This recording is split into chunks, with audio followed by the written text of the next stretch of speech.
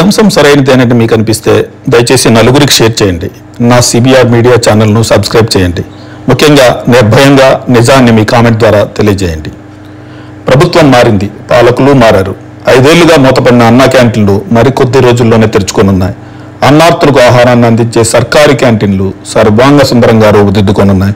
ఇంతవరకు బాగానే ఉంది. కానీ అన్నం పరబ్రహ్మ స్వరూపం, అన్నదానం అన్ని దానాలలో కల్లా మిన్న, ఈ తరహా సూక్తులు మనం తరచూ వింటుంటాం. వీటితో పాటు అపాత్రదానం అన్ని విధాల అరిష్టం అన్న సూక్తిని కూడా మనం విన్నాం.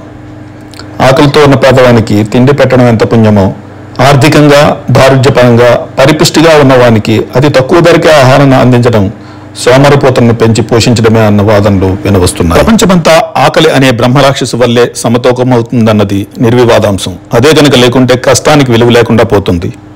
పనిచేసేందుకు ముందుకు రాక, ప్రగతి కానరాక పరిస్థితులన్నీ తలకిందులయ్యే ప్రమాదం ఉంది. ఇప్పుడు అన్నా క్యాంటీన్ల వల్ల అదే పరిస్థితి తలెత్తే ప్రమాదం ఉందన్న వ్యాఖ్యానాలు వినవస్తున్నాయి. అర్హులైన ప్రతి పేదవానికి పూటకి కేవలం 5 రూపాయలకే ఆహారాన్ని అందించడం అన్న పథకం నిజంగా అభినందనీయం. అయితే నిజంగా అర్హులే ఈ పథకాన్ని అందుకుంటున్నారా? ప్రతి పథకానికి కొలబద్దం ఉన్నట్టు దీనికి ఎందుకు లేదు? తక్కువ రేటుకే సులభంగా ఆహారం అందుతుంటే ఇక పనులు చేసేందుకు ఆసక్తి తగ్గిపోదా? కష్టానికి విలువ లేకుండా పోదా? సమాజంలో సోమరిపోతులు పెరిగిపోరా? తద్వారా ప్రగతి పయనం తిరోగమనం కాదా? ఇటువంటి సందేహాలే ఇప్పుడు సర్వత్రా వ్యక్తమవుతున్నాయి. అన్నా క్యాంటీన్లో ఆహారాన్ని అందించేందుకు ఖచ్చితంగా కొలబద్దం ఉండాలన్నది పలువురి అభిప్రాయం. బీపీఎల్ దిగువ భాగంలో ఉండేవారికే సబ్సిడీ ధరకు ఆహారాన్ని అందించాలని, అందుకు రేషన్ కార్డు ప్రాతిపదికగా తీసుకోవాలన్న వాదనలు వినవస్తున్నాయి.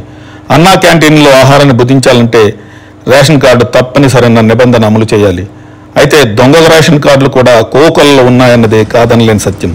వీటిని ఏరివేయాల్సిన బాధ్యత ఖచ్చితంగా ప్రభుత్వానిదే.